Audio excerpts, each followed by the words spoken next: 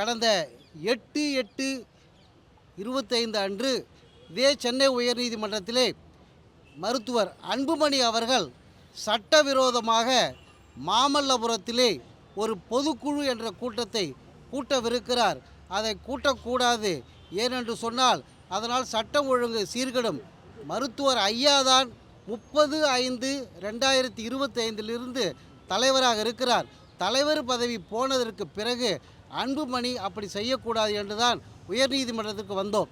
உயர்நீதிமன்றத்திலே தலைவர் என்பதை பற்றி நாங்கள் கேட்கவில்லை. நீதியரசர் ஆனந்த் வெங்கடேஷ் அவர்கள் 8/8/2025 அந்த தீர்ப்பிலே சட்டம் ஒழுங்கு பாதுகாக்கப்படும் என்று அரசாங்கம் சொல்வதால் இண்டோர் மீட்டிங் என்பதால் தான் நாங்கள் அனுமதிக்கிறோம் என்று சொன்னாரே தவிர தலைவர் என்று அங்கீகாரம் உயர்நீதிமன்றம் வழங்கவில்லை. அப்படி ஒரு மாறான பொய்யான கருத்துக்களை பரப்பி வருவதை நீங்கள் ஊடகத்தார் கண்டிப்பாக வெளிச்சத்துக்கு கொண்டு வர வேண்டும். அதிலே தலைவராக அன்புமணியை பற்றி கேட்கவும் இல்லை, தலைவர் என்பதற்கு சிவில் கோர்ட்டுக்கு போங்கள் என்று சொல்லவும் இல்லை. அதில் சொன்ன விஷயம், உங்களுடைய பிரச்சனை எதுவாக இருந்தாலும் சிவில் கோர்ட்டுக்கு போகலாம், ஆனால் இப்பொழுது உள்ளது ஒரு கூட்டத்திற்கானது, அதற்கு சட்டம் ஒழுங்கு கெடாது என்பதால் நாங்கள் அதை முடிவு செய்ய முடியாது என்று சொல்லிவிட்டார். அதிலே யாருக்கும் தோல்வி இல்லை, எங்களுக்கு வெற்றி தான் கிடைத்தது. என்று சொன்னால் ஒரு வழக்கிலே விளக்கமான ஒரு தீர்ப்பை கொடுத்திருந்தார். அதன் அடிப்படையிலே பாட்டாளி மக்கள் கட்சிக்கு 30/5/2025 மருத்துவர் ஐயா தலைவராக நியமிக்கப்பட்டார்.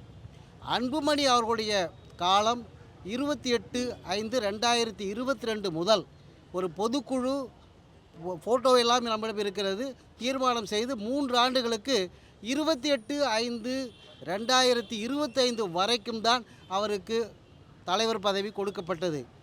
ஆனால் பிற்பாடாக இதையெல்லாம் ஊடகங்கள் கண்டிப்பாக சொல்ல வேண்டும், உறக்க சொல்ல வேண்டும், பொய்யை சொல்ல வேண்டும், தேர்தல் ஆணையத்தினுடைய தவறை சுட்டி காட்ட வேண்டும்.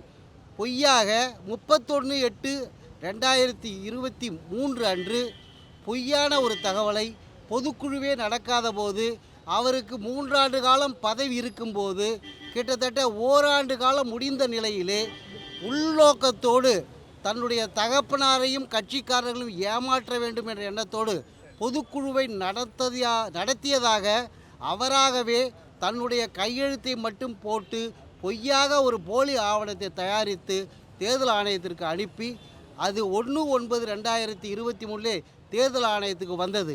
தேர்தல் ஆணையமும் அந்த ஆவணத்தை வைத்துக்கொண்டு எந்த பிரச்சனையும் இல்லாமல் இருக்கும்போது செய்வதைப் போல 4/12/2023 அன்று அந்த ஆவணத்தை ஏற்றுக்கொண்டதாகவும் அதன் அடிப்படையிலே 23 26 வரை அன்புமணி தலைவர் என்ற ஒரு கருத்தையும் கூறியது. ஆனால் தேர்தல் ஆணையம் 4/12/2023 கள்ளத்தனமாக அன்புமணி கொடுத்த ஆவணத்தை பெற்று போலியான ஒரு உத்தரவை போட்டபோது கூட அதிலே ஒரு கண்டிஷன் இருக்கிறது. அதில் இருக்கக்கூடிய 2 பகுதியிலே இப்படிப்பட்ட ஒரு பொறுப்பு 3 ஆண்டு காலத்தில் கொடுக்கப்பட்டுள்ளதில் யாரையாகிலும் திரும்பவும் நியமித்தாலோ அல்லது யாராயிலும் நான் தான் தலைவர் என்று வந்தாலோ அல்லது நீதிமன்றத்தில் வழக்கு தொடுத்தாலோ அந்த நிமிடமே இந்த பதவி அன்புமணிக்கு இல்லா போய்விடும், அன்புமணி டீமுக்கு அது இல்லை என்று முடிவாக சொன்னார்கள். இப்படி சொன்னதற்கு பிறகு அந்த 4/12/2023 உத்தரவை மருத்துவர் ஐயா அவர்கள் பல காலம் 6 மாத காலம் போராடி கேட்டும் கூட தேர்தல் ஆணையம் தவறு செய்துவிட்டதால் வெளியே கொடுக்கவில்லை. தேர்தல் ஆணையத்தை எதிர்த்து நான் 4/12/2025 டெல்லி உயர்நீதிமன்றத்திலே வழக்கு தாக்கல் செய்தபோது அந்த 4/12/2023 தேதியிட்ட ஆவணம் தேர்தல் ஆணையத்துடைய வழக்கறிஞர் வாயிலாக நீதிமன்றத்துக்கு வந்தது. அதில் இருப்பதை பார்த்ததுமே நீதி அரசி அதை பார்த்து அவருடைய பதவி அற்று போய்விட்டது, அன்புமணி பதவியில் இருக்க இயலாது, ஏனென்று சொன்னால் தலைவர் என்ற வேறு ஒருவர் வந்துவிட்டால் வழக்கு தாக்கல் செய்துவிட்டால் அன்புமணியினுடைய டேர்ம் முடிந்து விட்டது, இனி அவர் கோர முடியாது என்று சொன்னது. அதையே பல்ட்டி அடித்த தேர்தல் ஆணையம், ஆம் நாங்கள் அன்புமணியை தலைவராக அங்கீகரிக்கவில்லை, அன்ரெகனைஸ்ட் பார்ட்டி பொலிட்டிக்கல் பார்ட்டி என்ற பாட்டாளி மக்கள் கட்சிக்கு அங்கீகாரம் இல்லாத பட்சத்திலே அதனுடைய தர்க்கத்தை தீர்க்கக்கூடிய உரிமை எங்களுக்கு கிடையாது. அதன் அடிப்படையிலே அன்புமணி பாட்டாளி மக்கள் கட்சியுடைய தலைவரே அல்ல. அவர் தலைவர் என்று சொல்லக்கூடியதை தீர்மானிக்கக்கூடிய உரிமையும் எங்களுக்கு இல்லை. அவர் தலைவர் என்று சொன்னால் அவர் தனியாக வழக்கு போட்டுக்கொள்ள வேண்டும் என்று அவருக்கு சொல்லிவிட்டார்கள். நாங்கள் தலைவர் என்று கிளைம் செய்ததால் 27/11/2025 தேர்தல் ஆணையம் ஒரு கடிதத்தை கொடுத்து நீங்கள் தலைவர் என்று சொல்கிறீர்கள், 30/5/2025 தலைவர் சொல்கிறீர்கள். ஆனால் அவர் தர்க்கம் எழுப்புகிறார். நீங்கள் தலைவராக இருப்பதாக சொன்னால் உங்களுடைய கட்சியினுடைய உட்கட்சி விவகாரத்திலே கமிட்டி அமைத்து அதில் உங்களை தேர்வு செய்ய வேண்டும் என்று சொன்னார்கள். டெல்லியினுடைய தீர்ப்பிற்கு பிறகு கடந்த 17/12/2025 ஒரு தலைமை செயற்குழு கூடி செயற்குழு அங்கீகரித்து 29/12/2025 சேலத்திலே நடந்த மாநாட்டிலே மீட்டிங்கிலே மருத்துவர் ஐயா தான் தலைவராக தொடர்கிறார், அவருடைய டீம் தான் தலைவர் பொறுப்பை ஏற்று நடத்துகிறது என்ற ஒரு கடிதத்தை 17/12/2025 தேர்தல் ஆணையத்துக்கு கொடுத்தோம். 30 நாட்களுக்கு முன்பாக கொடுத்து தேர்தல் ஆணையம் அதை பதிவு செய்து கொண்டது. அந்த வகையிலே தேர்தல் ஆணையத்தினுடைய உத்தரவுக்கு இணங்க, அறிவுறுத்தலுக்கு இணங்க மருத்துவர் ஐயா தான் பாட்டாளி மக்கள் கட்சியின் தலைவராக இருக்கிறார். பொய்யே பேசி கொண்டிருக்கக்கூடிய அன்புமணி தரப்பு இந்த உண்மையான ஒரு நிலவரத்தை மக்களுக்கு சொல்லாமல் தாங்கள்தான் கட்சி என்று, தங்களைத்தான் அங்கீகாரம் செய்தார்கள் என்று, தங்களுக்கு தான் சின்னம் இருக்குது என்று பொய்யாக சொல்லி வந்ததை தடுப்பதற்காக இன்னும் ஒருபடி சென்று இன்று சென்னை உயர்நீதிமன்றத்திலே ஒரிஜினல் சைடிலே சிவில் வழக்கு தாக்கல் செய்துள்ளோம். அது மட்டுமல்லாமல் சென்னை உயர்நீதிமன்றத்திலே மாம்பழ சின்னம் பாட்டாளி மக்கள் கட்சிக்கு கொடுக்கப்பட்டுள்ளதை மருத்துவர் ஐயா தலைவராக இருப்பதால் அவருடைய விலாசத்துக்கு அனுப்ப வேண்டும் என்று சொல்லியும் வழக்கு தாக்கல் செய்துள்ளோம். சிவில் நீதிமன்றத்திலே பாட்டாளி மக்கள் கட்சிக்கு மருத்துவர் ஐயா தான் தலைவராக உள்ளார். நிறுவன தலைவரை தவிர வேறு யாருக்கும் விதி 13 மற்றும் 35 அடிப்படையில் தேர்தலில் கூட்டணி வைக்கவோ பேசவோ அதிகாரம் இல்லை என்ற ஒரு சட்டம் இருப்பதை அனைவருக்கும் தெரியப்படுத்த வேண்டும் என்பதற்காகவும், அதன் அடிப்படையிலே இந்தியாவில் இருக்கக்கூடிய எந்த தேசிய கட்சியோ எந்த மாநில கட்சியோ அல்லது அண்ணா திமுகவோ அவரிடம் கூட்டணி பேச எந்த உரிமையும் இல்லை. கூட்டணி பேசுவதற்கு யாரும் அவரை அழைக்க சட்ட முகாந்திரம் இல்லை. கூட்டணிக்கு செல்வதற்கு அன்புமணிக்கு எந்த விதமான முகாந்திரமும் இல்லை. அன்புமணி ஒரு தனி மனிதர். அவர் கட்சியை பெயரை உபயோகப்படுத்தக்கூடாது. கட்சி என்பது பாட்டாளி மக்கள் கட்சி என்பது மருத்துவர் ஐயாவிடம்தான் உள்ளது. அவர்தான் தேர்ந்தெடுக்கப்பட்ட தலைவர், அங்கீகரிக்கப்பட்ட தலைவர். இந்த சூழலிலே அவரிடம் தேர்தல் கூட்டணி யார் வைத்தாலும் தேர்தல் கூட்டணி வைப்பவர்கள் மீது தேர்தல் ஆணையத்தில் புகார் கொடுப்போம் என்று சொல்லி புகாரையும் கொடுத்துள்ளோம். அது அல்லாமல் நாங்கள் இப்பொழுது தேர்தல் ஆணையத்தினுடைய உத்தரவு இல்லாமல் ஒரு பொய்யான கட்சியை தான் வைத்திருப்பதாக சொல்லி ஏமாற்றி கட்சியிடம் கூட்டணி வைத்துள்ள அன்புமணி மீது சிவில் மற்றும் கிரிமினல் வழக்கு தாக்கல் செய்ய சொல்லியும் புகார் கொடுத்துள்ளோம். அதற்காக சிவில் நீதிமன்றத்திலே சிட்டி சிவில் கோர்ட்டிலே எங்களுடைய இந்த கட்சியினுடைய பொதுச் செயலாளர் முரளி சங்கரும் கட்சியின் கொடி, சின்னம், கட்சி பெயர், மருத்துவர் ஐயா படம் எதனையும் அன்புமணியோ அன்புமணி தரப்போ உபயோகப்படுத்தக்கூடாது. தேர்தல் நேரத்திலே தேசிய கட்சி ஆனாலும் சரி அல்லது மாநில கட்சி ஆனாலும் சரி எந்த கட்சியும் பாட்டாளி மக்கள் கட்சியுடன் கூட்டணி என்று சொல்லி எந்த கூட்டணி ஏற்படுத்தவும் கூடாது. அப்படி ஏற்படுத்தினால் 1872 வருடத்திய ஒப்பந்த சட்டம் கான்ட்ராக்ட் ஆக்ட் பிரிவு 23 படி அவர்கள் குற்றம் செய்வதற்கு தூண்டியவர்கள் ஆவார்கள். அப்படியானால் இந்த நடைமுறையிலே அதிமுகவில் உள்ள மாண்புமிகு முன்னாள் முதல்வர், இந்நாள் எதிர்க்கட்சி தலைவர் பழனிசாமி அவர்கள் தன்னுடைய மிகுந்த அனுபவம் இருந்தும் கூட இப்பொழுது எந்த அழுத்தத்திற்காக ஆட்பட்டு கூட்டணி அமைத்தார் என்று எங்களுக்கு தெரியவில்லை. அப்படி இருக்கும் பட்சத்தில் அதிமுகவுடைய பொதுச் செயலாளர் அன்புமணியுடன் ஏற்படுத்திய கூட்டணி சட்ட விரோதம் என்பதற்காக வழக்கு தாக்கல் செய்துள்ளோம். அந்த வழக்கு சிட்டி சிவில் கோர்ட்டிலே உள்ளது.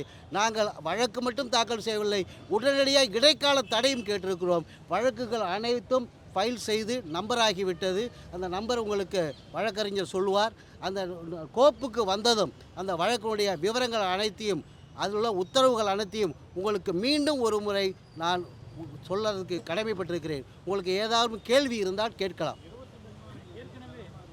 ஒன்றுடா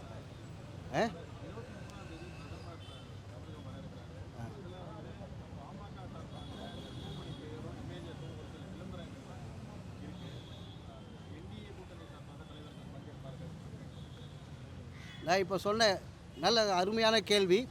பாட்டாளி மக்கள் கட்சி என்பது இந்த நாட்டிலே ஒரே ஒருவரை தலைவரை கொண்டுள்ளது.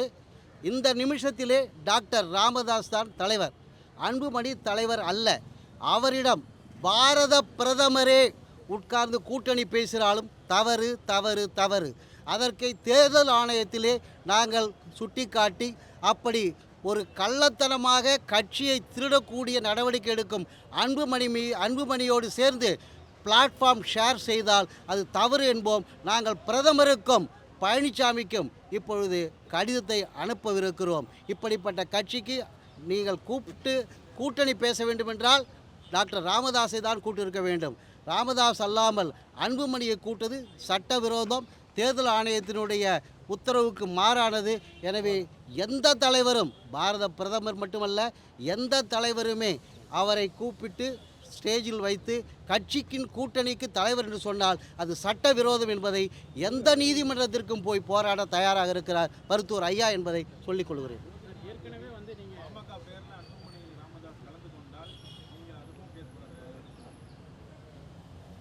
இப்பொழுது போட்டுள்ள வழக்கே பாமக சார்பிலே அன்புமணி கூட்டணியை ஏற்படுத்தி கொண்டதற்காகத்தான் வழக்கு தாக்கல் செய்திருக்கிறோம். அந்த வழக்கு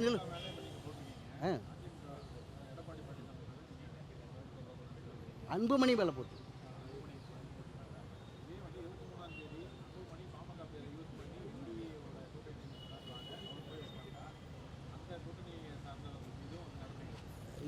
தெளிவாக சொல்கிறேன். அன்புமணி இப்பொழுது அதிமுக எடப்பாடி பழனிசாமி அவர் முன்னிலையிலே அதிமுக கூட்டணியில் இணைந்துள்ளோம் என்று சொல்லியிருக்கிறார். சீட் ஷேரிங் முடிந்து விட்டது, வெளியில் அறிவிப்போம் சொல்லியிருக்கிறார். இது சட்டவிரோதம். அதற்காக வழக்கு தொடுத்துள்ளோம்.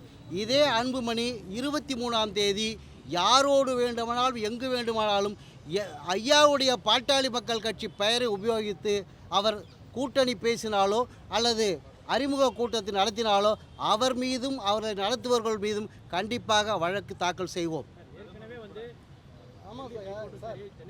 திருடுவதும் தவறு, திருடுக்கு துணை போவதும் தவறு. அந்த வகையில்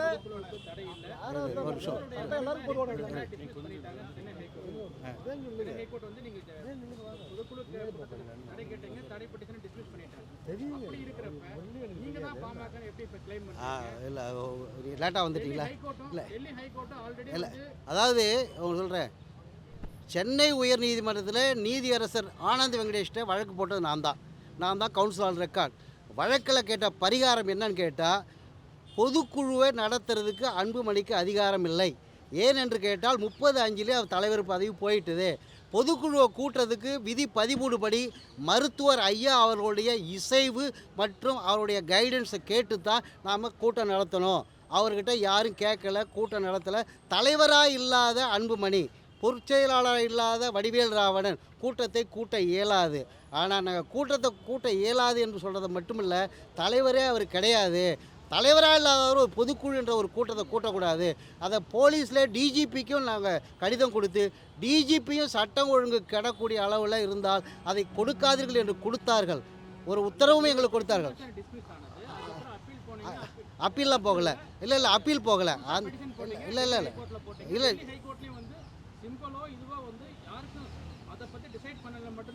இல்லை சொல்கிறேன், உங்களுக்கு விளக்கமாக சொல்கிறேன். டெல்லி உயர்நீதிமன்றத்தில், சென்னை உயர்நீதிமன்றத்தில் ரெண்டுலையுமே சிவில் கோர்ட்டுக்கு போய் தான் யார் தலைவர் என்ற தர்க்கம், ரைவல் கிளைம், ஒரு தலைவர்னு அன்புமணி ராமதாஸ் இருந்தார். அவர் போனதுக்கப்புறம் டாக்டர் ராமதாஸ் தலைவர்னு நாங்கள் சொல்லிட்டோம். அதுக்கான ரெக்கார்டையும் கொடுத்துட்டோம். ஆனால் அன்புமணி தான் தலைவர்னு சொல்கிறாரு. அப்படி ஒரு ரைவல் கிளைம் இருக்கிற பட்சத்தில் தேர்தல் ஆணையத்திற்கு சட்டப்படி பேராகிராஃப் 15 படி அன்ரெகக்னைஸ் பார்ட்டிக்கு எந்த விதமான உத்தரவு போட அதிகாரம் இல்லாதனால உங்களுடைய பிரச்சனைகளை நீங்கள் சிவில் நீதிமன்றத்தில் முடித்து கொள்ளுங்கள். ஆனால் எங்களை பொறுத்தவரை அன்புமணியை தலைவராக நாங்கள் அங்கீகரிக்கவில்லை. பேராகிராஃப் 18, பேராகிராஃப் 33, 36, 37 இந்த ஜட்ஜ்மெண்ட்டில் இருக்கிற தமிழ் காப்பி கூட உங்களுக்கு கொடுக்குறேன். அதில் படித்து பாருங்கள். தேர்தல் ஆணையம் அன்புமணியை தலைவராக அங்கீகரிக்கவில்லை. ஏனென்று சொன்னால் அங்கீகாரம் செய்யக்கூடிய உரிமை தேர்தல் ஆணையத்துக்கு இல்லை. அங்கீகாரம் கொடுக்காத தேர்தல் ஆணையம் பல்ட்டி அடிக்கிறாங்க. நாங்கள் 9/9/2025 ஒரு ஆவணம் கொடுத்துட்டோம். அந்த ஆவணத்தில் திருட்டுத்தனமாக வாங்கின 2026 வரைக்கும் வாங்கின பதவி காலம் இருக்கிற வரைக்குமே கூட இருக்கலாம், ஜூன் வரைக்கும். ஆனால் ஒரு 36 நாளுக்காக ஒரு மனுவை கொடுத்து எங்ககிட்ட நீட்டிக்க சொல்லி கேட்டாங்க. நாங்களும் தெரியாமல் நீட்டிச்சு கொடுத்துட்டோம். அது தவறுன்னு நாங்கள் உணர்ந்துக்கிறோம். ஏன்னு கேட்டால் எங்களுக்கு அதிகாரம் இல்லை. 3 வருஷம் வாங்கினவர் 36 நாளைக்கு வாங்கினதுக்கு காரணம் எங்களுக்கு பிற்பாடு தான் தெரிஞ்சுது. அவர் தவறு செஞ்சு ஒரு ஆர்டரை வாங்கினார். அதை மறைக்கிறதுக்காக இன்னொரு 36 நாளைக்கு ஒன்று வாங்கினார். அதனால் எந்த ஆவணமுமே சட்டத்தின்படி செல்லாது. ரெக்கார்ட் பர்பஸுக்கு வாங்கணும். அதனால் அங்கீகாரம் கொடுத்ததா ஏற்றுக்காதீங்க. எங்களுக்கு அதை டிசைட் பண்ணுற அதிகாரம் கிடையாது சொல்லிட்டாங்க. அதன் அடிப்படையில் தேர்தல் ஆணையத்தினுடைய கூற்றுக்கு இணங்க நாங்கள் தேர்தல் ஆணையம் சொன்னது மாதிரியே 17/12/2025 திருப்பியும் சட்டப்படியான பொதுக்குழுவை கூட்டி ஐயா அவர்களை தலைவராக தேர்ந்தெடுத்து 18/12/2025 தேர்தல் ஆணையம் அழைப்பு அன்றைக்கி 31 நாளாவது. இது வரைக்கும் தேர்தல் ஆணையம் டாக்டர் ஐயா தலைவர் அல்ல, உங்கள் கடிதம் திருப்பப்படி சொல்லலை. அதனால் 30 நாள் ஆனதுனால தான் இன்றைக்கி நாங்கள் தேர்தல் ஆணையத்தை எதிர்த்து அன்புமணியை எதிர்த்து 2 சிவில் வழக்கும் ஒரு ரிட் பெட்டிஷன் தாக்கல் பண்ணியிருக்கிறோம். இன்னும் 2 வழக்கு டெல்லி உயர்நீதிமன்றத்திலையும் யாராகிலும் கோர்ட் உத்தரவை மதிக்காமல் கூட்டணி வச்சாங்கன்னா அவங்க மேலே டெல்லி உயர்நீதிமன்றத்திலும் தாக்கல் செய்வதற்கு தயாராக இருக்கிறோம். ஏற்கனவே லீகல் நோட்டீஸ் கொடுத்துருந்தீங்க. யார் பெயரை பயன்படுத்தினாலும் நடவடிக்கை எடுக்கப்படும். ஆமாம். ஏன் கண்டெம்ப்டோ போகல, இல்லை கண்டெம்ப்ட் நடவடிக்கை எடுக்கல, இல்லை நீதிமன்ற உத்தரவை மீறியதாக கண்டெம்ப்ட் நோட்டீஸ் கொடுத்து கால அவகாசம் கொடுத்துருக்குறோம். அந்த கால அவகாசம் முடிஞ்சதும் கண்டிப்பாக நீதிமன்ற அவமதிப்பு வழக்கு எடுக்கப்படும். யாராக இருந்தாலும் எடுக்கப்படும்.